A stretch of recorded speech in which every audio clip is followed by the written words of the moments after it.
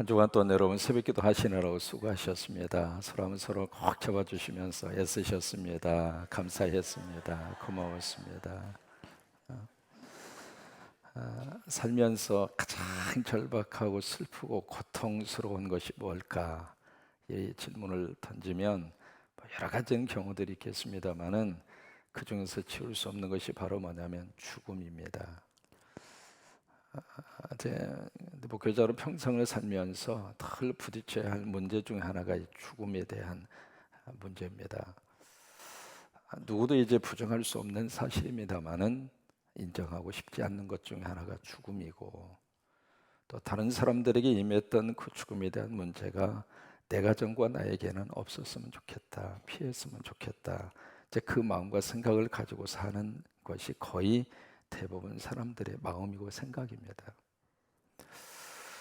그럼에도 불구하고 이 문제는 누구도 어떻게 해결하기 힘든 문제, 그래서 가장 삶의 근간을 흔드는 가장 큰 고통과 아픔과 슬픔을 주는 현장이 죽음의 현장입니다. 그러면서 또 하나 우리가 기억해야 할 것 중에 하나가, 어차피 피할 수 없는 문제라면, 또 맞이해야 할 문제라면 준비해야 되지 않겠는가, 그 문제입니다. 여행을 떠나기 위해서도 준비하잖아요. 그냥 떠나는 사람 없습니다. 2박 3일이든 3박 4일이든 여행을 가기 위해서는 부지런히 열심히 막 준비를 해요. 이것도 준비하고 또 저것도 준비하고, 또 하나 여행의 기간이 길면 길수록 준비하는 양이 더 많습니다.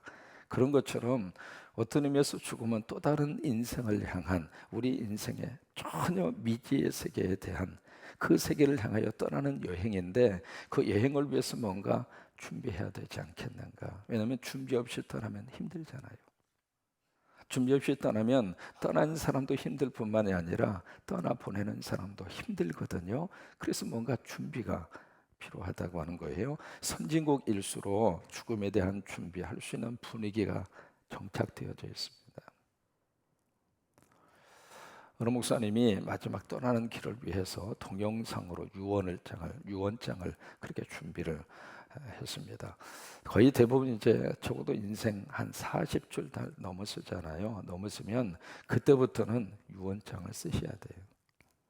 미국 사람들은 법적으로 40대가 넘으면 1년에 한 번씩 유언장을 꼭 씁니다. 써서 그 다음에 이제 모르잖아요. 사람이 내일 일을 모르고 살잖아요. 떠난 다음에 나 때문에 복잡하면 살아있는 사람들이 힘들단 말이에요. 그러면 사랑하는 사람이 나를 떠나보낸 이후에 죽음 때문에 슬퍼서 너무 고통스러운데, 거기다 대고 또 다른 문제까지 살아있는 사람들에게 문제덩어리를 안겨주고 가면 안 되잖아요. 여러분 인정하세요? 그러니까 내가 떠난 다음에 아름다운 추억, 그리고 좋았던 그 기억, 그걸 남기고 가야 서로 간에 좋잖아요. 그래서 내가 죽은 다음에도 문제가 복잡해지지 않도록 살아있는 사람이 슬픔 속에서도 잘 문제를 헤쳐나가고 그 다음에 남은 인생을 살아가도록 해줘야 할 필요가 있는데, 그것이 바로 뭐냐면 유언입니다.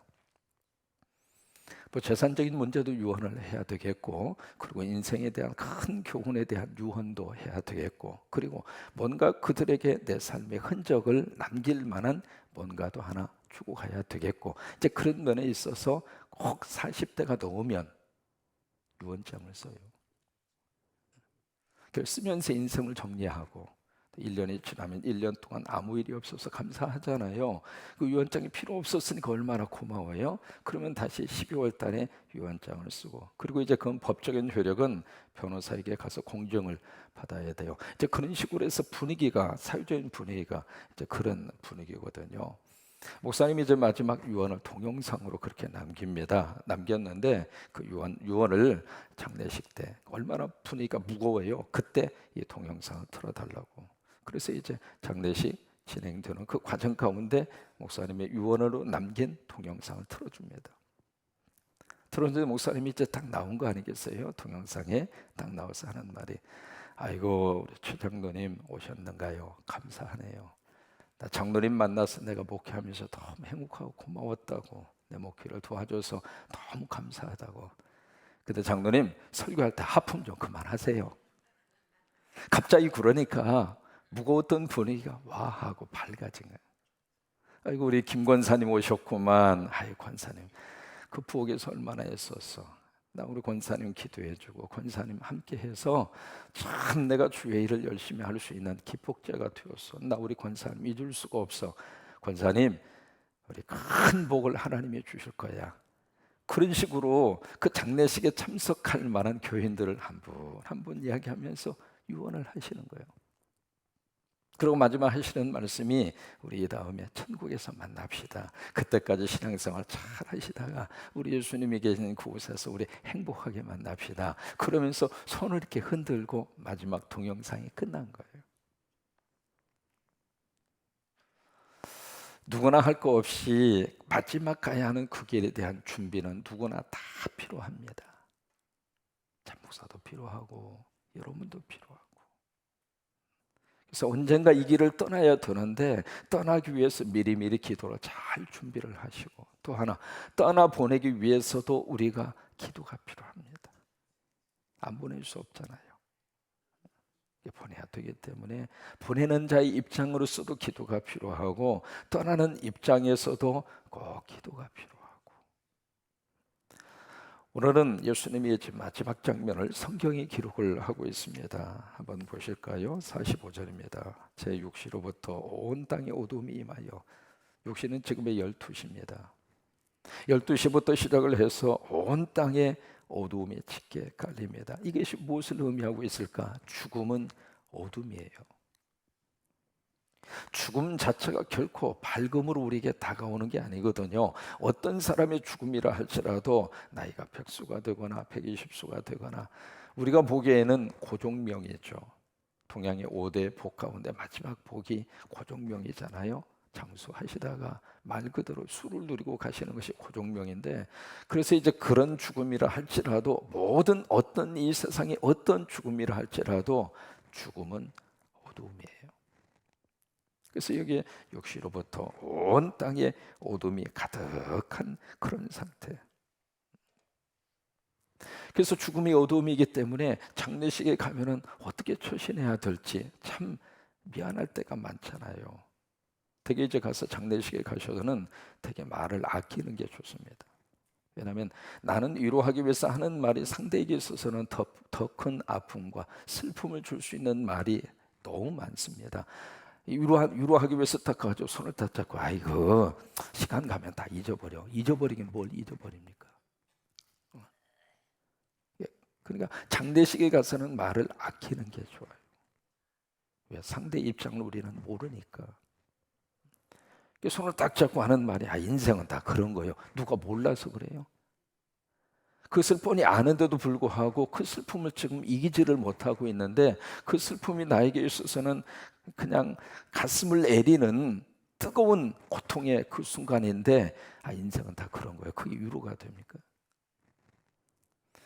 그러니까 우리는 제3자적인 입장에서 우리가 말을 할 때가 참 많잖아요. 그런데 그 말이 상대에게는 위로가 되지 않고 오히려 상대를 힘들게 하고 아프게 하는 말들이 너무 많은데, 그 중에 하나가 장례식 현장입니다.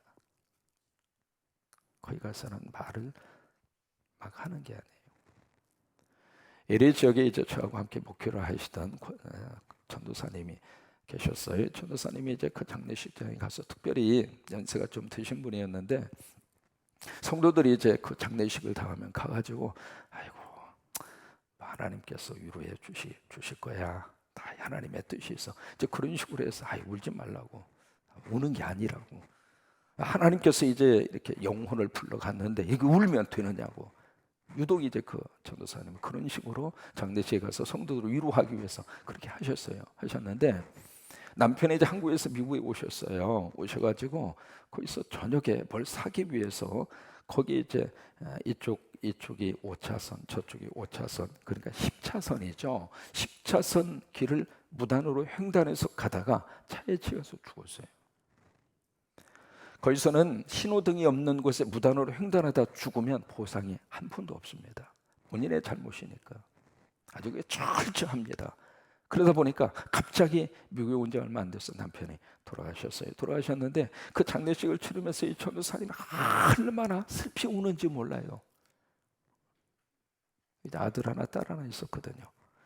근데 어떻게 하기 위해서 미국에 와서 좀 살까 싶었는데 갑자기 영감이 가버리니까, 여러분 이래저래 영감은 꼭 필요합니다. 어? 예배 드릴 때도 영감이 필요하고, 설교를 할 때도 영감이 필요하고, 신앙생활 할 때도 영감이 필요하고, 이게 영감이 없으면 참 외로운 법이거든요. 영감이 없으면 은혜를 못 받아. 그러니까 영감이 필요하잖아요. 근데 갑자기 영감이 가버렸으니까 얼마나 슬퍼요. 그러니까 이 전도사님이 막 우는 거예요. 우는데 그 모습을 보면서 교인들이 뭐라고 하는 줄 알아요? 자기는 그렇게 슬프게 울면서 남의 장례식 앞에서는 울지 말라고, 그런 거예요. 그러니까 우리가 장례식장에 가서는 특별히 참 조심해야 할 것 중에 하나가 이 언어에 대한 문제인데, 그래서 미국 사람들은 장례식에 가서 다른 말 안 합니다. 손 꼭 잡고 영어로 그렇게 표현합니다. I am sorry, I am sorry. 내가 미안합니다. 그 뜻이거든요. I am sorry. 한번 해보시죠. I am sorry. 내가 미안합니다. 저는 처음에 내가 왜 뭘 미안할까? 그잖아요. 이분이 지금 장례식에 나서 누군가 사랑하는 사람을 앞서 보내는데 내가 뭐가 그렇게 미안할까? 그 생각이 들었는데 가만히 생각해 보니까 이게 성서적이다. 이 슬픔 앞에 내가 해줄 수 있는 것이 아무것도 없으니까 I am sorry, 미안하고, 또 하나, 이 슬픔 속에서 뭔가 내가 위로를 해주고 싶은데 위로의 말이 마땅히 없어요. 여러분, 이 땅에서는 그 어둠의 현장에서 해줄 수 있는 말이 마땅히 없어요. 그러니까 와긴 왔지만 미안하다고. 어느 목사님이 아들을, 사랑하는 사람을, 자기 아들을 앞서서 보냈습니다. 목사니까 얼마나 많은 장례식을 침례를 했겠어요. 그 장례식이 끝난 다음 목사님의 고백에 참 마음에 와닿습니다. 그렇게 많은 사람들이 와서 위로를 해줬는데 아무 말도 기억이 나지 않고 딱 한 사람, 그 사람은 자신에게 와서 아무 말 없이 손을 꼭 잡고 같이 눈물을 흘려주었던 그 사람만이 진정으로 위로자가 됐다, 그 이야기를 하는 거예요. 그래서 45절의 말씀대로 제 육시로부터 온 땅에 어두움이 임하여, 죽음은 어두움이에요. 90까지 계속이 됩니다. 46절, 제 90쯤에 예수께서 크게 소리질러 이르시되, 여러분 마지막 이 순간에 참 어디에서 그런 힘이 나왔는지, 그렇잖아요. 죽음은 마지막 끝이라고 생각하는 순간인데 그 순간에 예수님은 큰 소리를 낼 수 있는 그 목소리로 소리질러 이르되 엘리 엘리 라마 사막다니, 이는 곧 나의 하나님 나의 하나님 어찌하여 나를 버리셨나이까. 그렇게 해서 우리가 알고 있는 것처럼 가상칠언, 십자가 위에서 예수님이 하신 7마디의 말씀, 이건 예수님의 유언입니다. 십자가에서 예수님이 가장 중요한 복음의 메시지를 7가지로 말씀을 하신 거예요. 그 메시지 속에 예수님이 이 땅에서 하시고 싶었던 하늘의 메시지의 기본이 메시지 속에 다 담겨 있어요.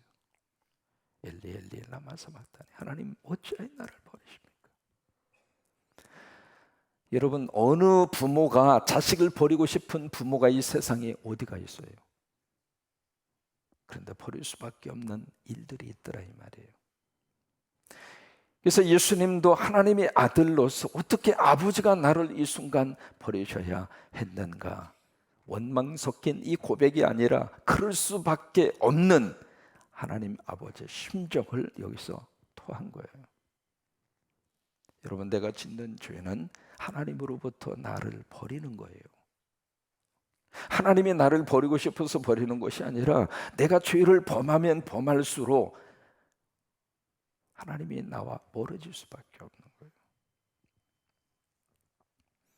47절을 보실까요? 거기 섰던 자 중 어떤 이들이 듣고 이르되 이 사람이 엘리야를 부른다. 거기 섰던 사람이 누구냐면 바로 사람들이 지금 뒤섞여 있잖아요. 로마의 군인들도 지금 거기에 와 있고 구경꾼들도 와 있을 것이고 여러 가지 많은 사람들이 함께 섞여 있는 그 가운데, 그러면서 48절, 그 중에 한 사람이 달려가서 해면을 가져다가 신포도주, 그러니까 고통을 조금이라도 좀 줄이기 위해서 지금으로 말하면 몰핀이 되겠죠.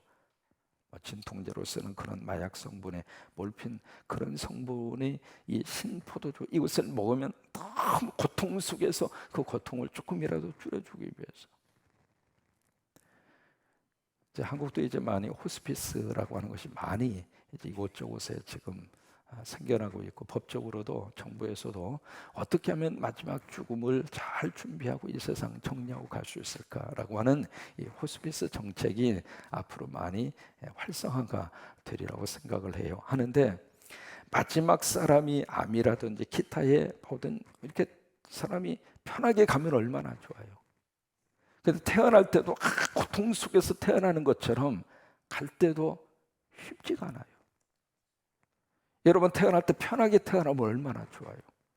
근데 태어나는 것 자체도 너무 힘들지만은 가는 것도 이렇게 쉽지가 않더라고요. 너무 힘든 거예요. 그래서 우리가 마지막 갈 때 좀 덜 힘들고 갔으면 좋겠다. 좀 덜 아프고 갔으면 좋겠고, 덜 고생하고 갔으면 좋겠고.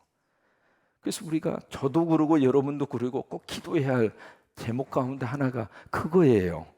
그래서 늘 우리가 마음속에 그런 마음 갖잖아요. 주무시는 듯이 편하게 갔으면 좋겠다. 이렇게 주무시다가 아침에 본인은 눈을 못 떠서 미안하지만 그러나 본인은 얼마나 행복할까.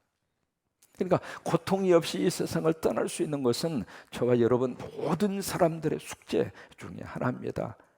그래서 어떻게 하면 이 고통을 조금이라도 줄여줄까. 그래도 우리가 의학적인 도움을 받게 되어져 있는데, 그래서 마지막 우리가 살아있는 자로서 마지막 가시는 분의 고통 속에서 조금이라도 도움을 줄 수 있는 것 중 하나가 몰핀입니다. 그래서 미국에서는 마지막 암 환자가 세상을 떠날 때 그분에게 주는 마지막 이 세상에서 주는 선물 중 하나가 몰핀이에요. 몰핀. 왜? 고통을 줄여주는, 고통이라도 덜 당하도록. 그래서 몰핀의 양이 점점 늘어나요. 여기 예수님도 너무 고통 속에 있으니까 이런 모습으로 예수님에게 고통을 덜어주기 위해서 그렇게 한 거예요. 그러니까 49절, 그 남은 자들이 이르되 가만두어라, 엘리야가 와서 그를 구원하나 보자. 지금 마지막에도 십자가 앞에서 예수님의 죽음을 보고 비아냥거리는 그룹의 사람들이 있었다고 하는 거예요. 50절, 다시 크게 소리 지르시고, 그 내용들은 마가나 누가나 요한 속에 기록이 되어 있잖아요. 영원히 떠나시니라. 영혼이 떠났다, 그 이야기는 왔던 곳으로 되돌아가는 거예요. 그래서 우리 한국말이 굉장히 성서적입니다. 돌아가셨다. 그잖아요. 왔던 곳이 있으니까 돌아가는 거잖아요. 그러니까 돌아가셨다. 돌아가신 거예요. 그래요. 그 영혼을 주신 하나님에게로 영혼이 돌아가는 거예요. 여러분, 우리는 우주를 떠다니는 유령이 되고 그런 게 아닙니다. 하나님이 허락하신 이 땅에서 우리가 살다가 하나님이 부르시면 우리가 가는 거예요. 돌아가는 거예요. 돌아가는 거예요. 그러자 51절에 성소의 휘장이 위로부터 아래까지 찢어집니다. 그럼 누가 이 성소의 휘장을 찢었어요? 사람이 찢은 것이 아니라 하나님이. 성소의 휘장이 두께가 얼마인가? 말 7마리가 양쪽에서 잡아당겨도 찢어지지 않을 정도로 그런 성소의 휘장을 위에서부터, 다시 말해 하나님이 찢으신 거죠. 하나님께서 찢어 버리신 것이죠. 왜? 더 이상 필요 없기 때문에 찢어 버린 거예요. 그래서 성소의 휘장이 위로부터 아래까지 찢어지고, 그래서 더 이상 성소와 지성소를 가로막고 있는 커튼이 없어져 버리는 거예요. 하나님의 교회는 뭔가 막고 있는 것이 없어야 성서적입니다. 없어야 돼요. 하나님 앞에 나아가는 길을 막는 커튼은 더 이상 필요하지 않습니다. 구약 성경 시대에는 철저하게 구별했고 그것을 막았지만은 신약의 시대, 복음 시대 와서는 하나도 없어요. 그래서 저는 강대상은 아무것도, 난 심플해야 된다고 생각하는 목사입니다. 다른 의미를 가지고도 하실 수 있습니다. 저는 그렇게 생각해요. 왜냐하면 여기는 아무것도 뭘로 인해서 이렇게 커튼처럼 막아야 할 필요가 없는 장소이고, 그래서 제가 지금 앞에 이렇게 서 있잖아요. 사실 강대상도 커튼처럼 막을 필요가 없다, 그렇게 생각을 하는 거예요. 왜? 하나님이 다 채워버렸어. 아무것도 두지 않았다고 하는 거예요. 다 채워버린 거예요. 땅이 진동하고 바위가 터지고 무덤이 열리고, 이게 바로 뭐냐면 예수님의 거룩한 역사 앞에서 하나님의 모습이에요. 당신의 아들이 이 세상에서 죄 때문에 죽을 수밖에 없고, 그러니까 인간이 지은 죄와 인간이 감당할 수밖에 없는 그 죽음 문제를 하나님의 아들을 통해서 해결하면서 갖는 하나님 아버지의 심정이라 이 말이에요. 54절에 백부장과 함께 예수를 지키는 자들의 지진과 그 일어난 일들을 보고 심히 두려워하여 이르되 이는 진실로 하나님의 아들이었도다. 그러니까 그게 백부장 책임자죠. 로마의 백부장 권력자 아닙니까? 그리고 함께 섰던 사람들, 로마의 군인들이 그 예수님의 죽음의 모습을 보고 깨달아요. 야, 이 양반이 하나님의 아들이다. 여러분, 이게 우리들의 숙제입니다. 예수 믿는 사람들의 죽음이 또 다른 영혼을 살리고 가는 기회가 되더라 이 말이에요. 그 사람의 죽음을 보면서 야, 그래, 믿는 사람의 죽음은 다르구나. 이게 저와 여러분이 이 세상에서 마지막 던져놓고 가야 할 메시지입니다. 마지막. 그래서 칼빈은 그런 이야기합니다. 사람은 죽는 모습이 바로 내 삶의 모습이다. 칼빈이 한 얘기예요. 사람은 죽는 모습이 바로 내 삶의 모습이다. 내가 평소에 어떻게 살았는가, 그것이 죽는 순간에 드러나는 거예요. 저나 여러분이나 죽으면 두렵습니다. 떠나보내는 사람도 힘듭니다. 그런데 우리는 믿음 안에서 그 힘들고 슬픈 현장 너머에 하나님의 이루하시는 것과 그리고 부활에 대한 하나님의 거룩한 약속과 그리고 죽음을 이기신 예수 그리스도의 십자가의 능력이 우리를, 살아있는 사람은 살게 만들고 떠나는 사람도 천국의 소망을 가지고 떠나는 거예요. 제가 소개드렸던 기억이 납니다. 제가 지금도 잊지 못하는 할머니의 죽음. 별로 그렇게 많이 공부를 하신 할머니가 아닙니다. 딸네 집에 와가지고 애기 봐주기 위해서 왔어요. 여러분, 외국에서 이렇게 자녀들이 살다가 아기 날 즈음에 꼭 비행기 티켓 보내면서 관광 오라고 그러면 꼭 저하고 상의를 하세요. 왜 갑자기 얘네들이 이렇게 자라나? 다 꿍꿍이 속에 있기 때문에 그런 겁니다. 봐주지 말라는 말이 아닙니다. 봐주더라도 지혜롭게 봐줘야 할 필요가 있겠더라고요. 왜냐하면 한번 그렇게 해서 딱 들어가니까 이 손주가 너무 예뻐서 이제 봐주는 것이 싫지는 않는데 버거운 거예요. 안 아픈 데 없잖아요. 5만 군데가 다 쑤시고 아프고 그러는데 요즘 애들은요, 덩치가 큽니다. 덩치가 커가지고 이것 안고 한 2시간 보고 나면 이건 말이죠, 쇳덩어리를 안는 것처럼 너무 힘든 거예요. 근데 애미는 지 자식이 쇳덩어리인 줄도 몰라. 예쁘니까. 근데 내 힘이 부딪히면 그렇게 부담스러울 수밖에 없잖아요. 그렇게 해서 보다가 보니까 이게요, 세월이 흐르면서 더 아플 수밖에 없어요, 사람은. 근데 거기다가 너무 무리한 일을 하다가 보니까 이거 너무 고통이 심한 거예요. 그래서 갑자기 외국에 있는 자녀들이 너무 친절하게 막 하거나 용돈을 안 보내던 애들이 갑자기 용돈을 보내고 막 말소리가 상냥해지고 막 그런 식으로 나오면 꼭 010-7270-1338로 전화하셔가지고 이게 무슨 상황이냐고 꼭 저한테 물으시면 제가 지혜롭게 잘 이렇게 안내를 해드릴게요. 근데 그 할머니가 나한테 전화를 안 하고 그냥 LA 지역에 오신 거예요. 왔는데 올 때는 자유로 왔지만 갈 때는 자유스럽게 못 가는 거예요. 그럴 수밖에 없잖아요. 그러다가 전도받고 교회 나오셔서 마지막 돌아가시는 순간에 그 연락을 받고 들어가서 딱 보니까 사람 마지막 갈 때까지 청력이 살아있는 것은 꼭 기억하셔요. 싫은 소리 하면 이분이 가시가다 벌떡 일어나서 지금 무슨 소리야 이게 한마디 하고 다시 누우시니까 그때 듣는 데서는 절대 그런 말씀 하시면 안 돼요. 조용히 가서 이야기하셔야 돼. 이 청력이 살아있으니까 같이 찬송하고 마지막 가실 준비를 해드리기 위해서 자녀들하고 함께 이렇게 있는데 갑자기 이분이 스프링처럼 벌떡 일어나시더라고. 마지막 가시는 분이에요. 딱 일어나시더니 내 지금도 잊지 못해요. 아멘. 살아있는 사람의 목소리처럼 어디서 그런 힘이 나왔는지 아멘 그러시더니 다시 누우셔서 아직 안 일어나셨어요. 그렇게 가셨어요. 저는 여러분의 숙제입니다. 어떻게 우리가 이 세상을 갈까? 백부장은 예수님의 죽음을 보고 그래, 저분이 하나님의 아들이다. 그래요. 칼빈의 이야기대로 내 삶의 마지막 죽는 모습은 바로 내 삶의 모습이에요. 그래서 저와 여러분이 어떻게 하면 믿음으로 이 세상에서 하루하루 오늘 주신 생명은 오늘 행복한 거예요. 힘든 일 없는 사람 없습니다. 다 힘든 문제를 안고 삽니다. 중요한 것은 오늘 나에게 주신 이 시간이 나에게 있어서는 너무 귀한 시간이고, 우리 주일학교 학생들도 마찬가지고 자녀들도 마찬가지고 연세 드신 분도 마찬가지고 다 마찬가지요.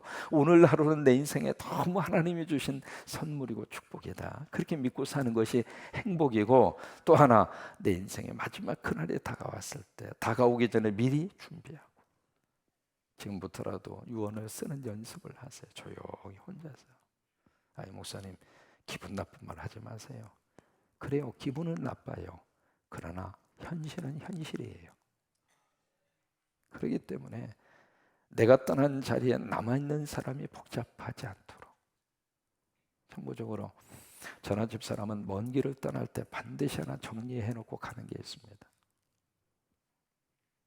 지난번에도 집사람, 저희는 항상 같이 다니는데 이번에는 집사람 혼자 다녀왔습니다만은 가기 전에 서류 봉투 하나를 딱 놓고 뭔가 싶어서 이렇게 봤더니 거기에 이제 얘들아 내가 못 돌아오면은 이런 식으로 누구한테 연락하고 이건 어떻게 하고 이거는 이게 어떻게 그 중에 하나가 우리가 떠나면은 교회에 어떻게 하고 그래요. 그러면서 사람이 사는 거예요. 좀 무거운 얘기를 해서 미안합니다. 그러나 예수님의 죽음의 모습을 보면서 우리가 다시 한번 꼭 기억을 하셨으면 좋겠어요. 그리고 부탁합니다. 저하고 좀 오래 보고 가세요. 새로운 목사가 오자마자 가버리면 섭섭하잖아요. 건강하시게 좀 계셔서 저하고 좀 오래 좀 보시고, 그리고 건강하게 사시고 서로 한번 손을 꼭 잡아주면서 오늘 하루 행복하게 사세요. 오늘 하루 행복하게 사세요. 또 하나 꼭 잡아줘요. 건강하게 사세요. 건강하게 사세요.